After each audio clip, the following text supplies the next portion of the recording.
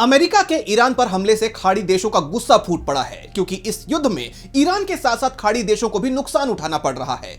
क्योंकि अमेरिकी और इजरायली हमलों से तिलमिलाई ईरान ने खाड़ी देशों में अमेरिकी सैन्य अड्डों को निशाना बनाते हुए मिसाइलों की बारिश कर दी है। इससे खाड़ी देशों में अब तक कई लोगों की जान चली गई और लाखों डॉलर्स का नुकसान हुआ है। अब ये देश इस नुकसान का दोष ईरान को नहीं बल्कि अमेरिका को ही दे रहे हैं। खाड़ी देशों ने शिकायत की है कि उन्हें अमेरिका और इजरायली हमलों के बाद अपने देशों पर ईरानी ड्रोन्स और मिसाइलों की बौछार के लिए तैयार होने के लिए पूरा समय नहीं दिया गया। दो खाड़ी देशों के अधिकारियों ने कहा है कि उनकी सरकारें अमेरिका के युद्ध को संभालने के तरीके से निराश हैं।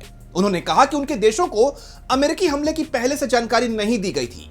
एक अधिकारी ने बताया कि खाड़ी देश निराश हैं और गुस्से में भी हैं कि अमेरिकी सेना ने उनकी कोई मदद नहीं की। उन्होंने कहा कि इलाके में यह माना जाता है कि अमेरिका सिर्फ अपने सैनिकों और इजरायल की सुरक्षा पर ध्यान दे रहा है और खाड़ी देशों को खुद की रक्षा करने के लिए छोड़ दिया गया है। अधिकारी ने यह भी कहा कि उनके देश के इंटरसेप्टर का स्टॉक तेजी से कम हो रहा है। इससे पहले सऊदी अरब, यूएई और कुवैत जैसे खाड़ी देशों ने डोनाल्ड ट्रंप को पहले ही चेतावनी दी थी कि अगर युद्ध शुरू हुआ तो पूरे इलाके में तबाही मच सकती है। रिपोर्ट्स में यह बात भी सामने आई थी कि ट्रंप ने तात्कालिक चुनौतियों को देखते हुए ईरान पर हमला न करने के खाड़ी देशों के अनुरोध को मान लिया था। हालांकि अब खाड़ी देशों का कहना है कि उनकी चेतावनियों को नजरअंदाज कर डोनाल्ड ट्रंप ने बड़ी गलती की है।